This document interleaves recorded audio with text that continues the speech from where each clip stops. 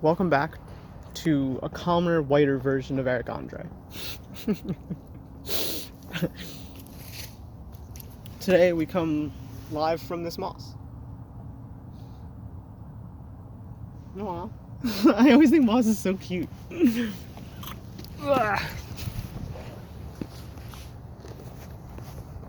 Over here where the coy dogs live.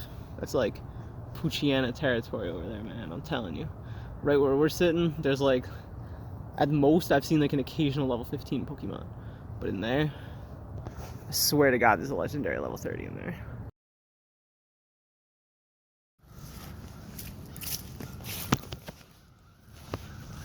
Welcome back to Can't Hear Shit, sir. The show today was brought to you by this apple. So, walking around, spooking some crows, and I'm going to talk about some boundaries that I had to set. And these are healthy boundaries. Holy cow. Or holy crow.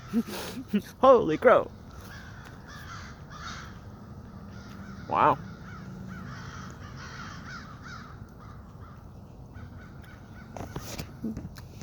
So, my friend wanted to know. So here's the thing. My friend, and she's my best friend, owns an apartment. I do not own an apartment. I have roommates. She owns her own apartment, so she hosts our pregame parties. And it's not that she doesn't have a lot of friends.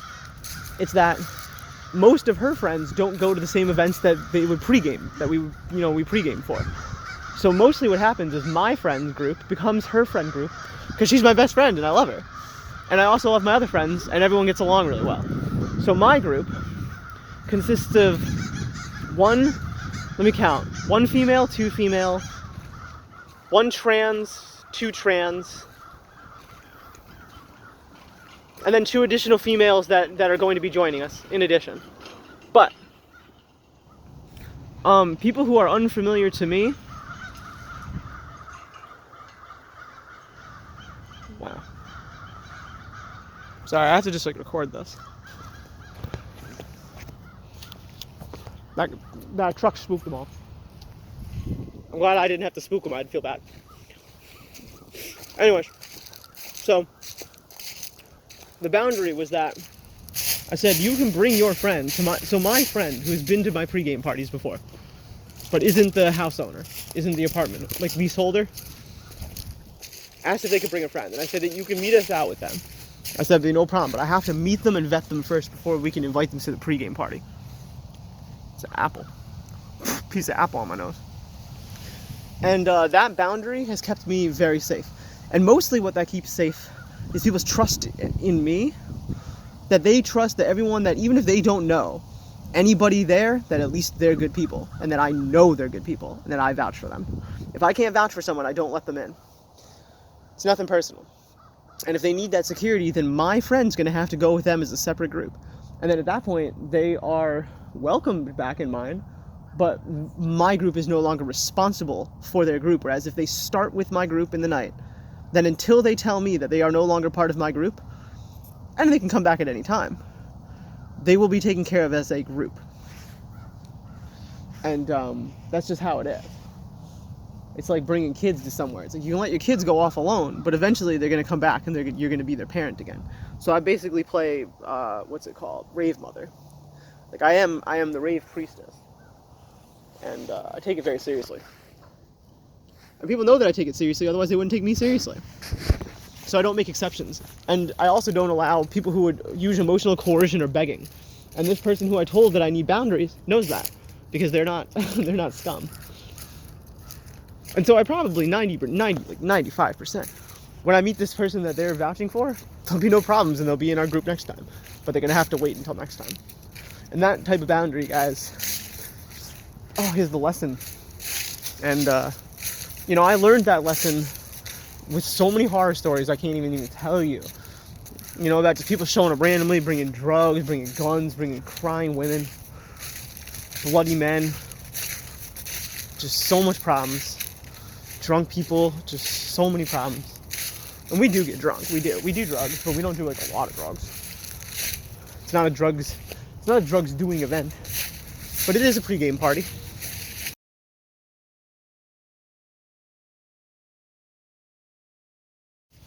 I ran out of memory, so I just cleared 10 gigabytes off of stuff I've already backed up on my computer. Look at this huge tree, dude. It's crazy, bro. It's an old tree.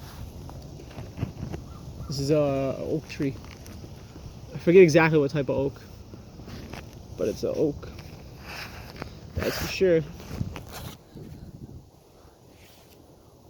I like how they grow in a little bit of a twist. They do that for like stability, so that they can have, you know, some rigidity, because otherwise, or not rigidity, but like the opposite, flexibility. Because if they couldn't flex and turn a little bit, then any wind would just shear them in half, you know, it'd be like stiff board in the wind, crack. So, I mean, that'd be stupid. So it makes more sense for them to kind of grow in that shape that leaves a little bit of.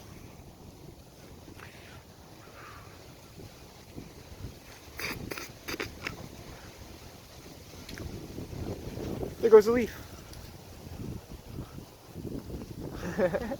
I love the sound. If there was no leaves, there'd be like no sound, you know? It's one of the most soothing noises, the three-dimensional shape of the leaves in a tree.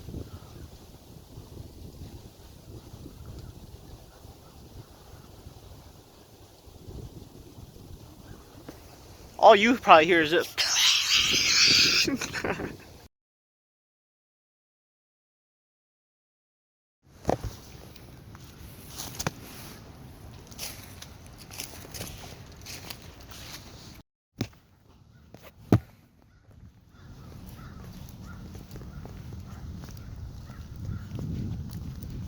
Look, they killed all the moths.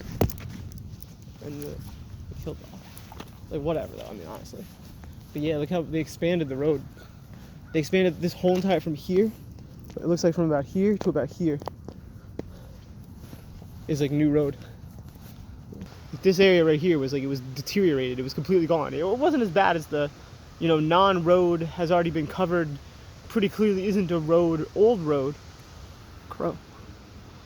But it was still pretty beat. This was something that they cleared out the year before that.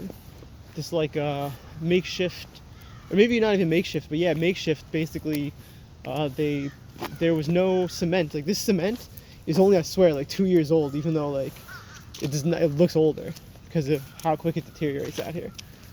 This whole road is built on a landslide. That whole entire road collapsed in, and actually up here where they rebuilt, the next part of it also had collapsed in. This was the year before. These rocks were not put at the same time. These rocks are a year older. And these had also fallen. So all the way down here, this was like 1 or 2 years ago. And before that, they were fixing the road. This was this year. These rocks are the same as those rocks, but not these rocks. All right, interesting facts.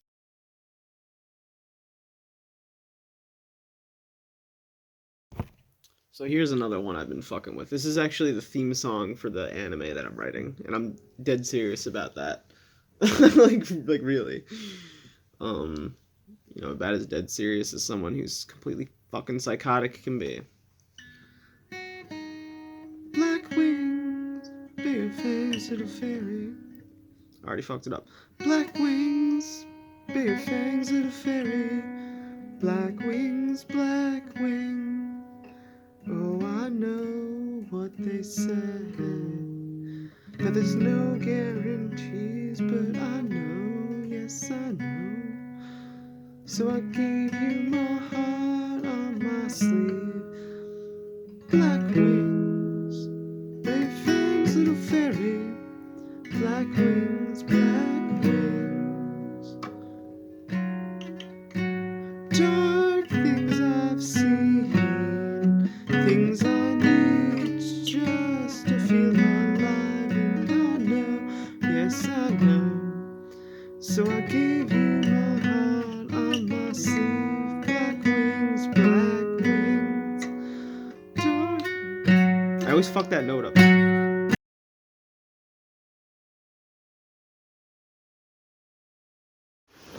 Welcome back to It's Probably Too Dark to Be Here, but I don't care because it's only 4 o'clock. It's actually like 4:15.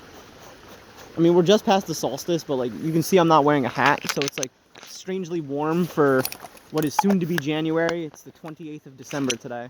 So it's like we're approaching New Year's, and it's still, you know, fall weather out. I'm pretty stoked about that.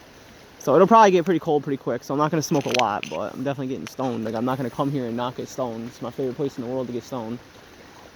Get stoned and rant. That's what I do here. I don't even have anything to rant about. Like, I already ranted about WPATH. I already ranted about my clinic. I already ranted about lethargic energy. Like, I'm just angry, dude. I'm just like, I'm tired. I'm emotional.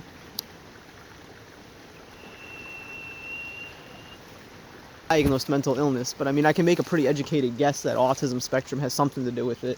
They say that people on the autism spectrum have like a 6 to 8 to 10, you know, depends who you ask, elevated risk times elevated risk, whatever, of, you know, like neurodivergence has a large spectrum of things that it affects, and people that experience neurodivergence also experience higher elevated numbers of those who express feelings of gender confusion and or dysphoria, body dysmorphia, etc. And, you know, I certainly take the cake on those problems. Like, I'm definitely supposed to be a female. There's no question in my fucking mind that I'm supposed to be not having this deep-ass voice, that I'm not supposed to be walking up around here with this cut-ass chin and this big nose. Like, it is what it is. But it definitely isn't supposed to be how it is. And there's definitely things that are way more important than just my face that have gone horribly, horror story. Like, you know that movie Saw? Where, like, that dude cuts his own leg off? And then, like, all the other movies that are also Saw, like, a bunch of people just get tortured to death. That's kind of what sex feels like when you're trans, at least in my experience. Can't speak for other trans. But it's not fun. It's like that Eraserhead shit, bro. It's like the Cenobites. Xenomorph. It's not good, bro. Nothing good comes of it. So, like, there's no doubt about that. So, you know, in that capacity, what do I need? I need a shrink to tell me that? No. I need to be telling some shrinks that. I don't. Well, what's it gonna help if a shrink tells me I'm transgender? You're transgender. Motherfucker. Like, let me define myself. So, when I try to define my own, you know, mental capacities and mental abilities, like, overwhelmingly I find that I struggle with sensory immersion and input, and, like, I can't filter that stuff sometimes. Maybe most of the time. Like, little LED lights. This is not bullshit, I literally carry around electrical tape. Now it's in my dance bag because I put it on my nipples when I dance around topless, but originally I used to just carry it around in my tech bag / day-to-day carry bag. Oh, this finally broke. Day-to-day carry bag, because anytime that I saw, oh no, this is the one I was thinking of. This is like my mental health right here. Every time I see it, I think the same thing. I'm like, this is definitely like my mental health. Wait, can I see it? Thumbnail.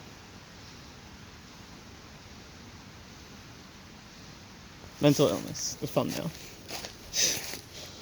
But I struggle with, like, really basic things, like an LED light, right? Especially an asymmetric blinking one, like ones you find on a router that blink kind of like non-deterministically. I mean, at least if it's on like a timer, like if it's like a, you know, like a fire alarm or something, at least I can, like, kind of rhythmically prepare to ignore it, like prepare to actively ignore it. And I know that's a weird way to describe something, but it's the truth. It's kind of like I have to mentally plug my ears to things. I mean, and most of the time I'm physically plugging my ears too, or, you know, wearing headphones or wearing, like, earbuds. I've never gone to a concert without, like, ear protection, right? So I think I can be, like, relatively safe off in saying that, like, at least I have sensory processing disorders. Now, whether that means that there's a wider autistic sense of neurodivergence and that I'm like, oh, I'm autistic, like, maybe. I haven't been diagnosed. I don't know if that matters. I know as a child, a young child, I was diagnosed with sensory immersion and hyperactivity deficit disorder. So I know that I definitely have ADHD, at least that's what the shrinks tell me, and I can't really disagree. So yeah, whatever it is that is, life, especially when unmedicated through early adulthood. Or in my case, my late adolescence kind of was interblended in really, really enmeshed and unhealthy, and in some ways sinister, predatory ways with my young adulthood. Jigglypuff hat.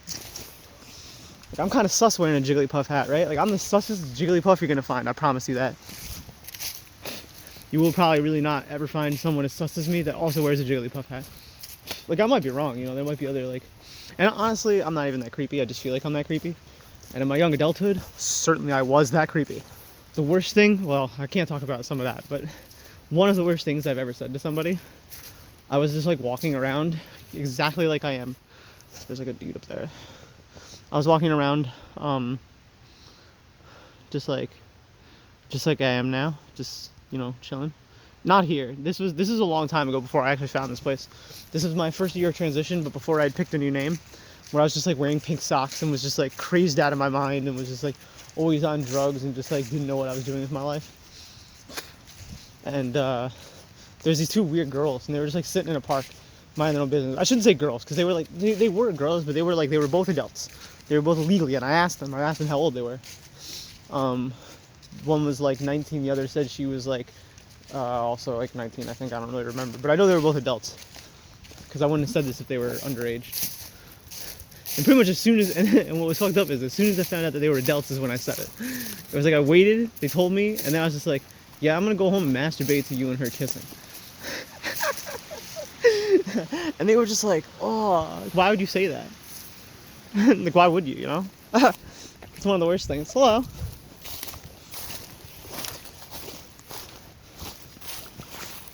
Sorry, I thought I knew you. Sorry to look at you all funny. Thought I knew that guy.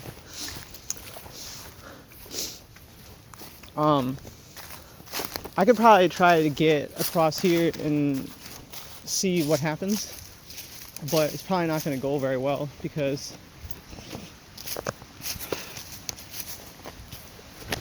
it's probably all blocked off. I swear I thought I knew that guy. I didn't mean to look at him all weird. Now I feel all weird and awkward. Shit. But I really thought I knew that guy. I hope you didn't hear what I was talking about. It's like, that's the kind of stuff that you like edit out of real life for normies, and then you post about on the internet. How the fuck am I gonna get over? This is some bullshit.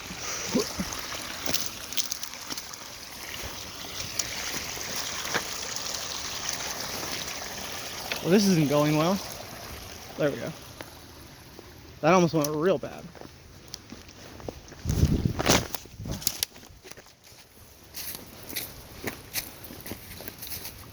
Normally I wouldn't cross, but I don't want to be near that guy.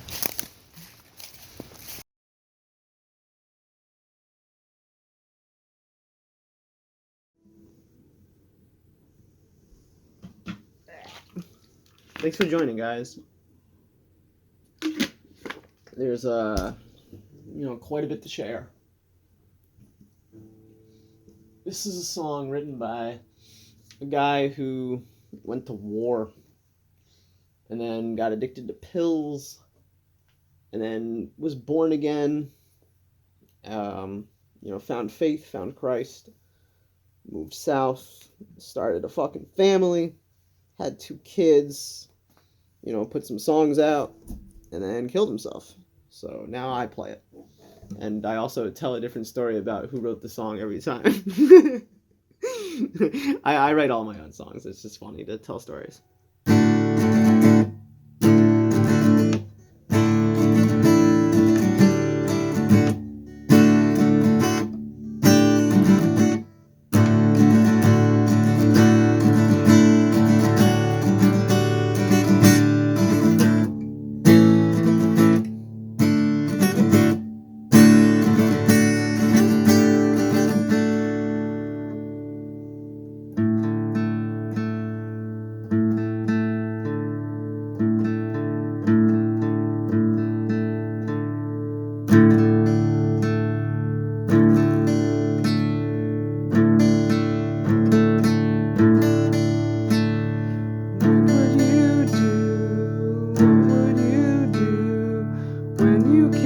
Trust the thoughts in your own head. When you can't trust a goddamn word that your friends say, what would you do? What would you do for those white pills, broken sawmills? Fucking up for those white pills, for those pipe dreams, broken promise rings, scars and cuts on your arms, under your sleeves. Little soldier,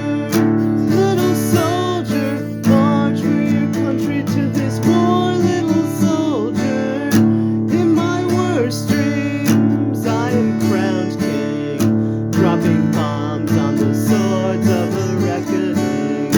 For those white pills, broken sawmill, fucking up for those white pills. What would you do? What would you do? We are white pills, broken sawmills, fucking up for those white pills, for those pipe dreams, broken promise rings, scars and cuts on your arms, under your sleeves. Little soldier, die for your country in this war. Little soldier, in my nightmares,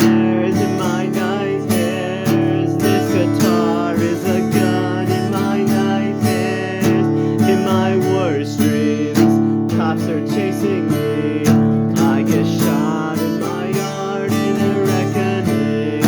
For those white pills, broken sawmills, fucking up for those white pills, for those pipe dreams, broken promise rings, scars and cuts on your arms, under your sleeves. Little soldier, die for your country in this war. Little soldier, in my worst dreams, I am crowned king, dropping bombs on the swords of a reckoning. In my nightmares, this guitar is a gun. In my nightmares, what would you do? What would you do when you don't trust the thoughts in your own head? Fucking up for those white pills, for those pipe dreams, broken promise rings, scars and cuts on your arms, under your sleeves. Hallelujah, hallelujah, by His grace I am saved. Hallelujah, hallelujah, hallelujah, in His house I am saved. Hallelujah, hallelujah, hallelujah, in the South I am saved. Hallelujah.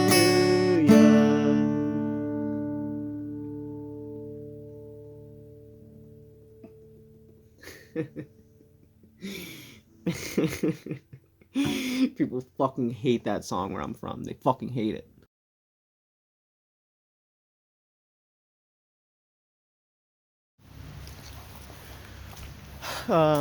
It's the 28th of December. I feel awfully dizzy, and I know why. I think I know why. And it's because my estrogen levels are super low. Super low. Because I took an entire week off from doing my injections. So, like, my cycle starts on Monday, so I inject on Monday. And the next Monday comes around, and rather than doing my injection, I didn't do anything. And then I let the entire week pass, so instead of it being on a 7-day cycle, it was on a 14-day cycle. And then today, after I did a half dose, after the 14 days I did a half dose, and then I let the full cycle go again, so that today is day 8. So I'm 1 day late. So, and the reason I have to do this is because, I'll just call it my clinic, I guess. Their policy follows what they call WPATH, and, I don't want to say it's bigotry, because I don't think that's the intent.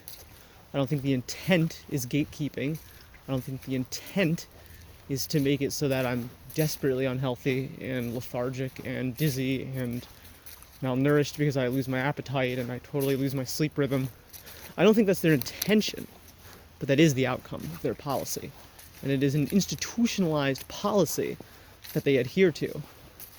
And it is largely to the detriment of the community, the transgender community in particular. And I think it's some fucking bullshit, because if I test above a certain molecular blood level for estrogen, then they tell me I'm going to get a stroke, and they cut my prescription line. So, you know, it has real world consequences, and I don't think that the nurses that are just like huffing and puffing about, you know, numbers on a fucking screen that they're looking at, they don't understand that it has real world consequences.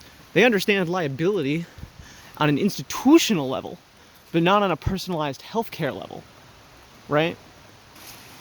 Doesn't take a fucking genius to figure out that if the Europeans are doing it differently and they're just fine and they don't play by that WPATH shit, it doesn't take a fucking genius to realize that maybe just maybe, the policy itself needs to change.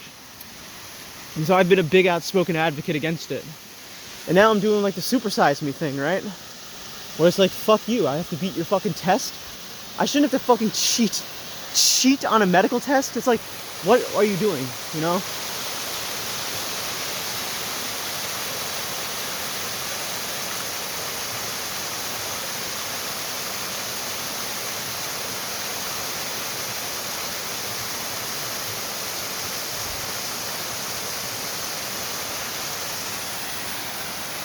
So yeah, I'm not really too happy about that.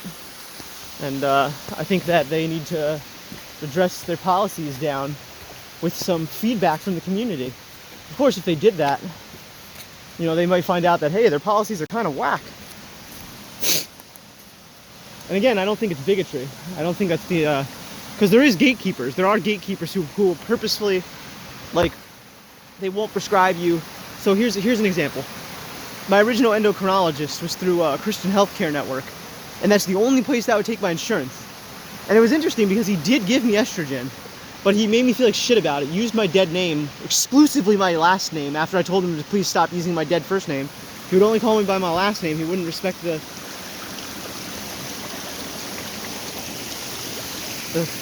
name. And then he would only prescribe me 0.5 milligram. He's like, maybe after a year we'll see how it's going. And I was like, wow, thanks, dude. So immediately, of course, I started on 4 milligrams, because I'm not going to sit there and start on 0.5 milligram to just to see if I'm sure about it, you know. And before that, before the institutional policies that had to do with blood numbers and doping levels, you know, before they made you feel like a fucking criminal cheating at a bike race, before that bullshit, the way that they would do it is just by saying that you needed lived experience, for example. You know, what trans woman comes in with a lived experience as a woman? None. Okay, maybe some, but very few. And it doesn't matter, because even if it's the majority, it still precludes the minority, which, and again, I don't think that's the case. I think it's the overwhelming majority that come in have no lived experience, because it's like, how the fuck you expect us to transition? What you expect? You expect us to put oh look, I wear a pink hat, there's my lived experience? Doesn't make any sense. And those policies ended, at least in my state, 1 and only 1 full year before I started my transition. Now, that isn't to say that there weren't certain clinics already doing better healthcare than that, but that policy was like full stop. You can't do it. You can't do that anymore. So that's good, at least. But now we're dealing with a medical sovereignty issue, where in order to be healthy, I have to break the rules. And it's bullshit, because I don't want to self-med. I'm not some gung-ho DIY nutball who's just trying to grow my tits 3 times as quick. Like, I'm trying to just be able to fucking breathe in my own skin without passing out from exhaustion. You know, I'm trying to be able to, like, go for a jog without getting a migraine. I'm trying to be able to wake up without feeling like I'm asleep.